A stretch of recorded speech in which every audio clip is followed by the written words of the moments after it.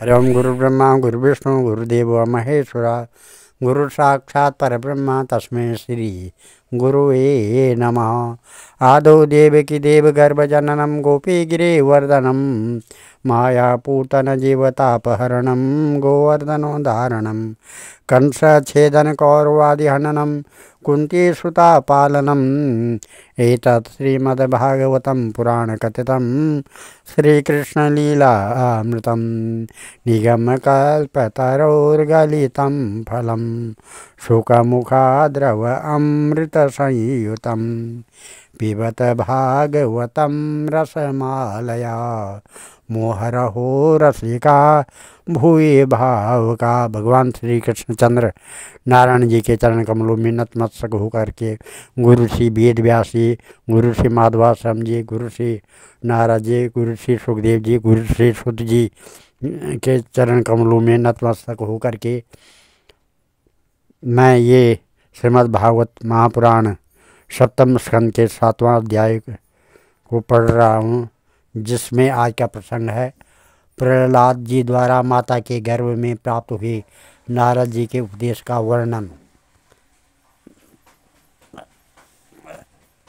नारद वाचा एवं दैत्यसुते पृष्ठो महाभागवतो सुरा वाचा स्मयामानस्तस्मा स्मरन् मदनुभाषिता। नारद जी कहते हैं, युधिष्ठिर, जब दैत्य बालकों ने इस प्रकार प्रश्न किया तब भगवान के परम प्रेमी भक्त प्रहलाद जी को मेरी बात का स्मरण हो आया। कुछ मुस्कुराते हुए उन्होंने उनसे कहा, प्रहलाद जी ने कहा, पितरी पृष्ठते अस्माकं तपसे मंदिराचलम विद्योद्यमं परम चक्रो व्योधा दानवान् प्रति पिपीलिके रहे रिवा दृष्टा लोकोपतापन पापेन पापो भविष्यति वादिनो वासुवादया तेषां मति बलोर्योगं निशम्य सुरयूथपा बध्यमाना सुरेर्भिता दुद्रुहुः सर्वतो दिशम् कलत्रपुत्र मित्रातान् गृहान् पशु परिच्छेदान् नावेक्षमाणास्त्वरिता सर्वे प्राणपरीप्सवा ब्लूप्राजी शिविर अमरः जय कांगीक्षिण इंद्रसु राजमहर्षि मात्रं मम च गृहीत नीयमानं बहुविघ्ना रुदन्ति कुररीमिव यदीक्षया गतस्तत्र देवर्षि दृश्यपतिः प्राह मैनं सुरपते नेतुम् अरस्या नागसं मुञ्च मुञ्च महाभाग सतीं परिग्रहान्। प्रहलाद जी ने कहा, जब हमारे पिताजी तपस्या करने के लिए मंदराचल पर चले गए तब इंद्रादि देवताओं ने दानवों से युद्ध करने का बहुत बड़ा उद्योग किया। वे इस प्रकार कहने लगे कि जैसे चींटियां सांप को चाट जाती है, वैसे ही लोगों को सताने वाले पापी हिरण्याकश्यप को उसका पाप ही खा गया। जब दैत्य सेनापतियों को देवताओं की भारी तैयारी का पता चला तब उनका साहस जाता रहा। वे उनका सामना नहीं कर सके। मार खाकर स्त्री पुत्र मित्र गुरुजन महल पशु और साज सामान की कुछ भी चिंता न करके वे अपने प्राण बचाने के लिए बड़ी जल्दी से में सबके सब इधर उधर भागे। अपनी जीत चाहने वाले देवताओं ने राजमहल में लूट खसोट मचा दी। यहाँ तक कि इंद्र ने राजरानी मेरी माता कयादु को भी बंदी बना लिया। मेरी माँ भय से घबराकर कुर्री पक्षी की भांति रो रही थी और इंद्र उसे बलात् लिए जा रहे थे। दैववश देवर्षि नारद उधर आ निकले और उन्होंने मार्ग में मेरी माँ को देख लिया। उन्होंने कहा, देवराज, यह निरपराध है, इसे ले जाना उचित नहीं है। महाभाग, इस सती साध्वी पर नारी का तिरस्कार मत करो, इसे छोड़ दो, तुरंत छोड़ दो। इंद्रवाचा आस्ते स्या जठरे वीर्यम् आविषय्यं सुरदुषा आश्रितं यावत् प्रसवं मोक्षते अर्थ पदवीं गता। इंद्र ने कहा, इसके पेट में देवद्रोही हिरण्याकश्यप का अत्यंत प्रभावशाली वीर्य है। प्रसव पर्यंत यह मेरे पास रहे, बालक हो जाने पर उसे मार कर मैं इसे छोड़ दूंगा। नारद जी ने कहा, अयम निष्कीविलसा साक्षन् महाभागवतो महान् त्वया न प्राप्स्यते सहस्तान् अनन्ताम् अनुचरो बली इत्युक्तास्तां विहायेन्द्र देवर्षे मानवयञ्चता अनन्ता प्रियभक्तेजा परिक्रम्य दिवं ययौ ततो नो मात्र ऋषिं समानीय निजाश्रमम् आश्वास्येहो शतं वत्से यावत्ते भर्तुरागम तथेत्सवासी देवर्षे अन्ति शाप्य कुतो भया यावद्धत्यपतिर्घोरा तपसो न न्यर्वर्तत ऋषिं परचर तत्र भक्त्या परमया सती अन्तर्वर्ति स्वगर्भस्य क्षेमा इच्छा प्रसूते। ऋषि कारुणिकस्तस्य प्रादादु भयम् ईश्वर धर्मस्य तत्त्वं ज्ञानं च ममाप्युद्दिश्य निर्मलं ततो कालस्य दीर्घत्वात् स्त्रीत्वान् मातु तिरोदधे ऋषीणाम् अनुगृह्यतं मां नादुनप्याजहाति स्मृति भवाताम् अपि भूयान्मे यदि सरदद्यते वचा वैसारथी धी श्रद्धात् स्त्रीबलानां च मे यथा जन्माद्यास् खड्मे भावा दृष्ट्वा देयशनात्मना फलानाम् इव वृक्षस्य कालेनेश्वरं मूर्तिना आत्मा नैत्यो व्ययशुद्ध एकक्षेत्रज्ञ आश्रय अभिक्रया स्वधृग्हेतुर्व्यापको संज्ञयेनावृता एतैर्द्वादशर्भिर्विद्वान् आत्मनो लक्षणे परे अहं ममेत्या सद्भावं देहदो मोहं त्यजेत मोहनं त्यजेत स्वर्णं यथा ग्रावसो हेमकारा क्षेत्रेषु योगे तदभिज्ञा ब्रूयात् क्षेत्रेषु देहेषु तदात्मयोगे रद्यात्मविद् ब्रह्मगतिं लभेति। इस प्रकार से नारद जी ने कहा, इसके गर्भ से भगवान का साक्षात परम प्रेमी भक्त और सेवक अत्यंत बली और निष्पाप महात्मा है। तुम में उसको मारने की शक्ति नहीं है। देवर्षि नारद की यह बात सुनकर उसका सम्मान करते हुए इंद्र ने मेरी माता को छोड़ दिया और फिर इसके गर्भ में भगवत भक्त है इस भाव से उन्होंने मेरी माता की परिक्रमा की तथा अपने लोक में चले गए। इसके बाद देवर्षि नारद जी मेरी माता को अपने आश्रम पर लिवा गए और उसे समझा बुझा कर कहा कि बेटी, जब तक तुम्हारा पति तपस्या करके लौटे तब तक तुम यहीं रहो। जो आज्ञा कहकर वह निर्भयता से देवर्षि नारद के आश्रम पर ही रहने लगी और तब तक कि जब तक मेरे पिता घोर तपस्या से लौट कर नहीं आए। मेरी गर्भवती माता मुझ गर्भस्थ शिशु की मंगल कामना से और इच्छित समय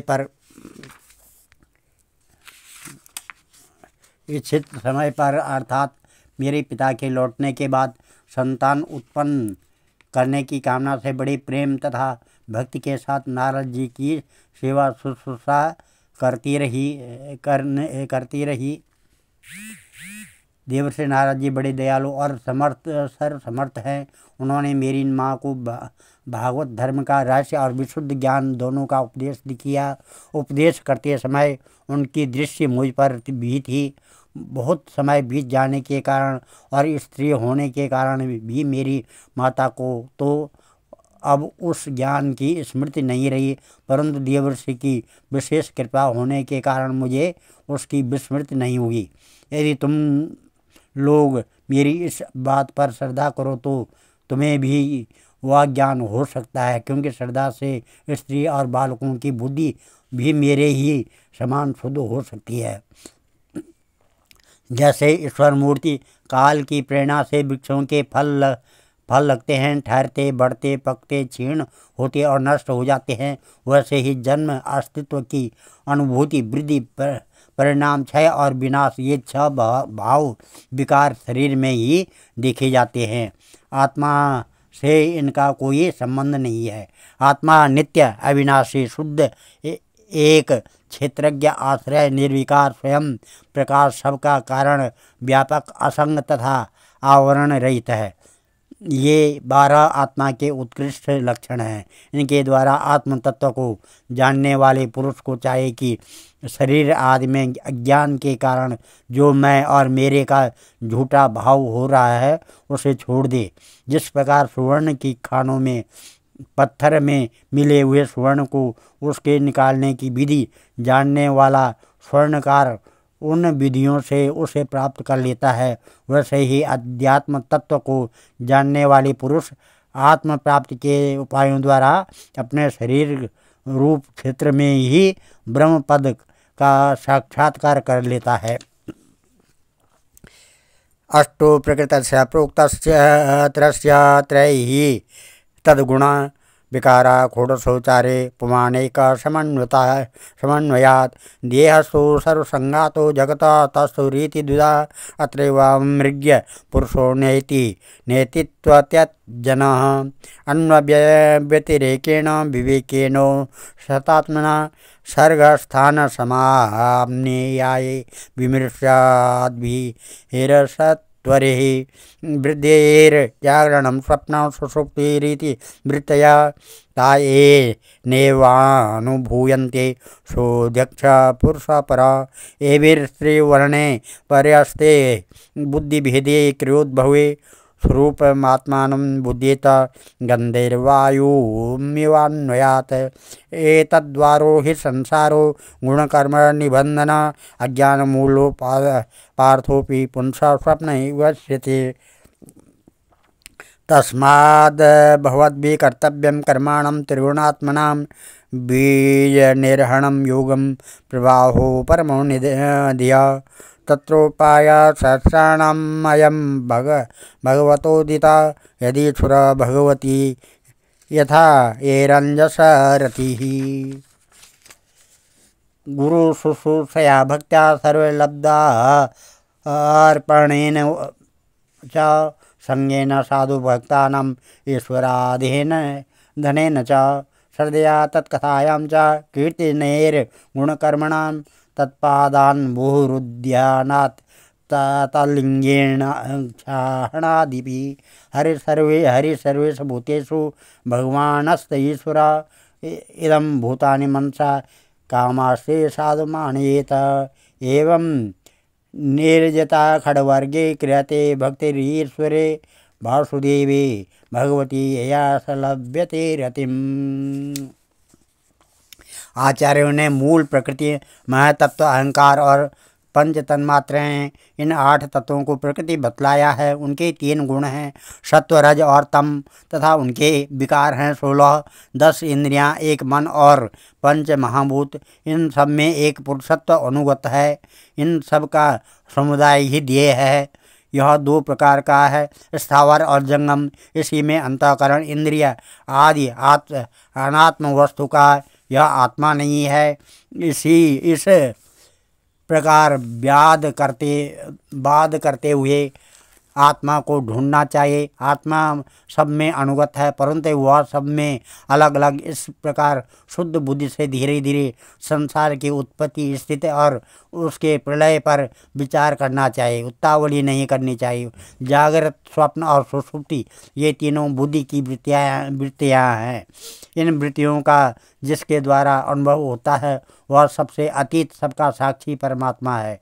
जैसे गंध से उसके आश्रय वायु का ज्ञान होता है वैसे ही बुद्धि की इस कर्मजन्य एवं बदलने वाली तीनों अवस्थाओं के द्वारा इनमें साक्षी रूप से अनुगत आत्मा को जाने। गुणों और कर्मों के कारण होने वाला जन्म मृत्यु का यह चक्र आत्मा को शरीर और अलग प्रकृति से अलग न करने के कारण यह अज्ञान मूलक एवं मिथ्या है। फिर भी स्वप्न समान जीव को इसकी प्रतीत हो रही है।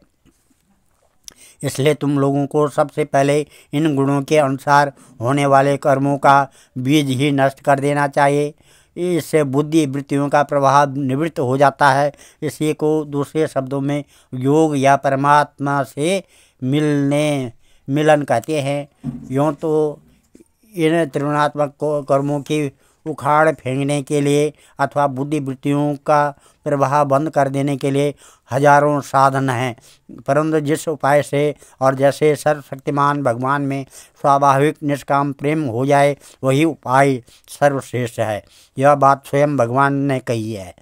गुरु की प्रेम पूर्वक सेवा, अपने को जो कुछ मिले वह सब प्रेम से भगवान को समर्पित कर देना, भगवत प्रेमी महात्माओं का सत्संग, भगवान की आराधना, उनकी कथा वार्ता में श्रद्धा, उनके गुण और लीलाओं का कीर्तन, उनके चरण कमलों का ध्यान और उनके मंदिर मूर्ति आदि का दर्शन पूजन आदि साधनों से भगवान में स्वाभाविक प्रेम हो जाता है। सर्वशक्तिमान भगवान श्री हरि समस्त प्राणियों में विराजमान है। ऐसी भावना से यथाशक्ति सभी प्राणियों की इच्छा पूर्ण करे और हृदय से उनका सम्मान करे। काम, क्रोध, लोभ, मोह, मद और मत्सर इन 6 शत्रुओं पर विजय प्राप्त करके जो लोग इस प्रकार भगवान की साधन भक्ति का अनुष्ठान करते हैं उन्हें उस भक्ति का के द्वारा भगवान श्री कृष्ण के चरणों में अनन्य प्रेम की प्राप्ति हो जाती है। प्रेम की प्राप्ति हो जाती है। निशम्य कर्माणि गुणानुतुल्यान् वीर्याणि लीलातनुभिकृतानि यदाति हर्षोत्पुलकाश्रु गद्गदं प्रोकण्ठ उद्गायते रोति नृत्यति यदा ग्रहग्रस्त इव क्वचिद्वशः क्रन्दते ध्यायते बन्धते जनं मुहुस्वन्त्री हरिजगत्पते नारायणेत्यात्ममतिर्गतत्रपः तदा पुमानान्मुक्तसमस्तबन्धनां सद्भावभावानुकृताशयाकृति निर्दग्धबीजानुशयो महीयसां भक्तिप्रयोगेण समेत्य अधोक्षजालं मया शुभात्मना शरीरिणी संसृतचक्रशातनं तद्ब्रह्मनिर्वाणसुखं विदुर्बुधा ततो भजध्वं हृदयेश्वरं कोटिप्रयासोऽसुरबालका हरे रूपासने स्वे हृदय छिद्रवत्सता स्वस्थ्यात्मना सख्युरशेषदेहिनां सामान्यता किं विषयोपपादने रायाकलत्रं पशवसुतादयो गुहामहीकुञ्जरकोशभूतया सर्वेऽर्थकामा क्षणभङ्गरायुषा कुर्वन्ति मर्तस्य क्रियत्प्रियो प्रियं चला एहं लोकाकृतविकृतामि सहिष्णुवासातिशया च निर्मला तस्मात् दृष्टा श्रुतदूषणं परं भक्त्वेकदेशं भजतात्मलब्धये। इस प्रकार से जब भगवान के लीला शरीर से किए हुए अद्भुत पराक्रम, अनेक अनुपम गुण और चरित्रों का श्रवण करके अत्यंत आनंद के उद्रेक से मनुष्य का रोम रोम खिल उठता है और आंसुओं के मारे कंठ गदगद हो जाता है और वह संकोच छोड़कर जोर जोर से गाने, चिल्लाने और नाचने लगता है। जिस समय वह ग्रहग्रस्त पागल की तरह कभी हंसता है, कभी करुण क्रंदन करने लगता है, कभी ध्यान करता है तो कभी भगवत भाव से लोगों की वंदना करने लगता है। जब वह भगवान में ही तन्मय हो जाता है, बार बार लंबी सांस खींचता है और संकोच छोड़कर हरे जगतपते नारायण कहकर पुकारने लगता है, तब भक्ति योग के महान प्रभाव से उसके सारे बंधन कट जाते हैं और भगवत भावन की ही भावना करते करते उसका हृदय भी तदाकार भगवन्मय हो जाता है। उस समय उसके जन्म मृत्यु के बीजों का खजाना ही जल जाता है और वह पुरुष श्री भगवान को प्राप्त कर लेता है। अशुभ संसार के दलदल में फंसकर अशुभमय हो जाने वाली जीव के लिए भगवान की यह प्राप्ति संसार के चक्कर को मिटा देने वाली है। इस वस्तु को कोई विद्वान ब्रह्म और कोई निर्वाण सुख के रूप में पहचानते हैं। इसलिए मित्रों, तुम लोग अपने अपने हृदय में हृदयेश्वर भगवान का भजन करो।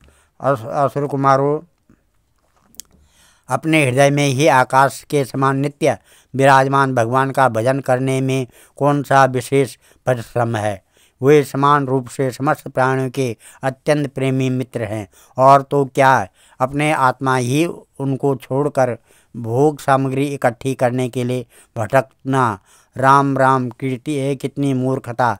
अरे भाई, धन, स्त्री, पशु, पुत्र पुत्री, महल, पृथ्वी, हाथी, खजाना और भांति भांति की विभूतियाँ, और तो क्या संसार का समस्त धन तथा भोग सामग्रियाँ इस क्षण भंगुर मनुष्य को क्या सुख दे सकती है। वे स्वयं ही क्षण भंगुर हैं। जैसे इस लोक की संपत्ति प्रत्यक्ष ही नाशवान है, वैसे ही यज्ञों से प्राप्त होने वाले स्वर्ग आदि लोक भी नाशवान और आपेक्षिक एक दूसरे से छोटे बड़े नीचे ऊंचे हैं। इसलिए वे भी निर्दोष नहीं हैं। निर्दोष है केवल परमात्मा। न किसी ने उनमें दोष देखा है और न सुना है। अतः परमात्मा की प्राप्ति के लिए अनन्य भक्ति से उन्हीं परमेश्वर का भजन करना चाहिए। यद्वार्थेऽहं कर्माणि विद्वान् मानस सकृन्नरा करोत्यतो विपर्यास्म समो मोघं विन्दते फलम्। सुखाय दुःखमोक्षाय संकल्प ये कर्मणि सदा आत्मप्रोतिहाय दुःखमनिहाय सुखावृता। कामान् कामयते कामैर् यदार्थम् इह पुरुषः सवेदीयसो पारक्यो भंगुरो यात् उत्पैति च। किमु व्यवहितापत्यादारागार धनान्दया राजं कोशगजामात्या वृत्त्याप्ता ममतास्पदा। किमेतेरात्मन स्तुच्छेषा देहिन नश्वरे अनर्थेरर्थसङ्काशैर्नित्यानन्द मोहददे। निरूप्यतामिह स्वार्थ कियान्या देह वृतो सुरा निषेकादिष्वस्थासु क्लिश्यमानस्य कर्मभिः। कर्मण्यारभते देहि देहेनात्मानुवर्तिना कर्मभिस्तनुते देहम् उभयं त्वविवेकता। तस्मादर्थस्य कामस्य धर्मस्य यदपाश्रया भजतानीह यात्मानं मन्येऽहं हरिम् ईश्वरम्। सर्वेषामपि भूतानां हरिरात्मेश्वरः प्रियः। भूतेर्महद्भिः स्वकृते कृतानां जीवसंज्ञता। देवोऽसुरो मनुष्यो वा यक्षो गन्धर्व एव वा भजन् मुकुन्दचरणं स्वस्तिमान् स्याद् यथा वयं। नालं द्विजत्वं देवत्वं ऋषित्वं वासुरात्मजः। प्रीणनाय मुकुन्दस्य न वृतं न बहुज्ञता। न दानं न तपो निजा न शौचं न व्रतानि च। प्रियते अमलया भक्त्या हरिरन्यत् विडम्बनं। ततो हरो भगवती भक्तिं कुरुत दानवः। आत्मोपम्येन सर्वत्र सर्वभूतात्मनीश्वरा। दैत्य। इस प्रकार से इसके सिवा अपने को बड़ा विद्वान मानने वाला पुरुष इस लोक में जिस उद्देश्य से बार बार बहुत से कर्म करता है, उस उद्देश्य की प्राप्ति तो दूर रही, उल्टा उसे उसके विपरीत ही फल मिलता है और निसंदेह मिलता है। कर्म में प्रवृत्त होने के दो ही उद्देश्य होते हैं, सुख पाना और दुख से छूटना। परंतु जो पहले कामना न होने के कारण सुख में निमग्न रहता था, उसे ही अब कामना के कारण यहाँ सदा सर्वदा दुख ही भोगना पड़ता है। मनुष्य इस श्लोक में सकाम कर्मों के द्वारा जिस शरीर के लिए भोग प्राप्त करना चाहता है, वह शरीर ही पराया सियार कुत्तों का भोजन और नाशवान है। कभी वह मिल जाता है तो कभी बिछुड़ जाता है। जब शरीर की ही यह दशा है, तब इससे अलग रहने वाले पुत्र, स्त्री, महल, धन संपत्ति, राज्य, खजाने, हाथी, घोड़े, मंत्री, नौकर, चाकर, गुरुजन और दूसरे अपने कहलाने वालों की तो बात ही क्या है। ये तुच्छ विषय शरीर के साथ ही नष्ट हो जाते हैं। ये जान तो पड़ते हैं पुरुषार्थ के समान, परंतु वास्तव में अनर्थ रूप ही आत्मा स्वयं ही अनंत आनंद का महान समुद्र है। उसके लिए इन वस्तुओं की क्या आवश्यकता है। भाइयों, तनिक विचार तो करो। जो जीव गर्भाधान से लेकर मृत्यु पर्यंत सभी अवस्थाओं में अपने कर्मों के अधीन होकर क्लेश ही क्लेश भोगता है, उसका इस संसार में स्वार्थ ही क्या है। यह जीव सूक्ष्म शरीर को ही अपना आत्मा मानकर उसके द्वारा अनेकों प्रकार के कर्म करता है और कर्मों के कारण ही फिर शरीर ग्रहण करता है। इस प्रकार कर्म से शरीर और शरीर से कर्म की परंपरा चल पड़ती है और ऐसा होता है कि अविवेक के कारण। इसलिए निष्काम भाव से निष्क्रिय आत्मस्वरूप भगवान श्री हरि का भजन करना चाहिए। अर्थ, धर्म और काम सब उन्हीं के आश्रित हैं, बिना उनकी इच्छा के नहीं मिल सकते हैं। भगवान श्री हरि समस्त प्राणियों के ईश्वर, आत्मा और परम प्रियतम हैं। वे अपने ही बनाए हुए पंचभूत और सूक्ष्म भूत आदि के द्वारा निर्मित शरीर में जीव के नाम से कहे जाते हैं। देवता, दैत्य, मनुष्य, यक्ष अथवा गंधर्व कोई भी क्यों न हो, जो भगवान के चरण कमलों का सेवन करता है वह हमारे ही समान कल्याण का भाजन होता, कल्याण पाता है। दैत्य बाल को भगवान को प्रसन्न करने के लिए ब्राह्मण, देवता या ऋषि होना, सदाचार और विविध ज्ञानों से संपन्न होना तथा दान, तप, यज्ञ, शारीरिक और मानसिक शौच और बड़े बड़े व्रतों का अनुष्ठान पर्याप्त नहीं है।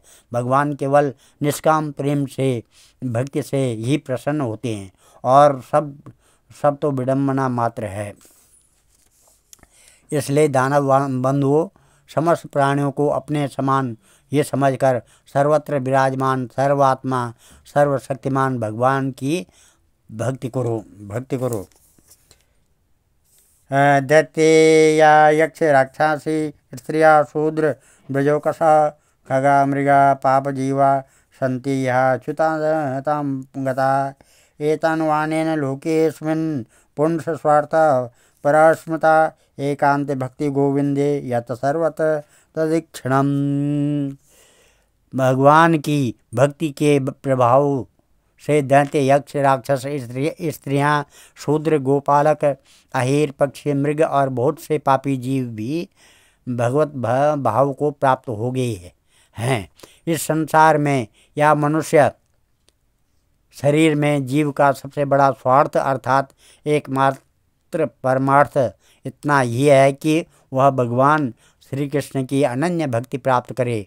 उस भक्ति का स्वरूप है सर्वदा सर्वत्र सब वस्तुओं में भगवान का दर्शन करना। आज हम इस अध्याय को यहीं पर समाप्त करते हैं और कथा को यहाँ पर विराम देते हैं। कल 8वें अध्याय में नरसिंह भगवान का प्रादुर्भाव और हिरण्याकश्यप का वध एवं ब्रह्मादि देवताओं द्वारा भगवान की स्तुति के बारे में प्रसंग आएगा। ओम भजे ब्रजैकमण्डनं समस्त पापखण्डनं स्वभक्तचित्तरञ्जनं सदैव नन्दनन्दनं सुपिच्छगुच्छमस्तकं सुनादवेणुहस्तकम् अनङ्गरङ्गसागरं नमामि कृष्णनागरं मनोजिगर्वमोचनं विशाललोललोचनं विधूतगोप्रशोचनं नमामि पद्मलोचनं करारविन्दभूधरं स्मृतावलोकसुन्दरं महेन्द्रमानधारणं नमामि कृष्णवारणं कदम्बपूर्णकुण्डलं सुचारुगण्डमण्डनं वृजाङ्गनैकवल्लभं नमामि कृष्णदुर्लभं यशोदया समोदया सगोपया सनन्दया युतं सुखैकदायकं नमामि गोपनायकं सदैव पादपङ्कजं मदीय मानसे निजं ददानमुत्तमालकं नमामि नन्दबालकं समस्तदोषशोषणं समस्तलोकपोषणं समस्तगोपमानसं नमामि नन्दलालसा भो भरावतारकं भवाब्धिकर्णधारकं यशोमती किशोरकं नमामि चित्तचोरकं दिगन्तकान्तभङ्गिनं सदा सदालिसंज्ञिना दिने दिने नवं नवं नमामि नन्दसम्भवं गुणाकरं सुखाकरं कृपाकरं कृपापरं सुरदुषीनिकन्दनं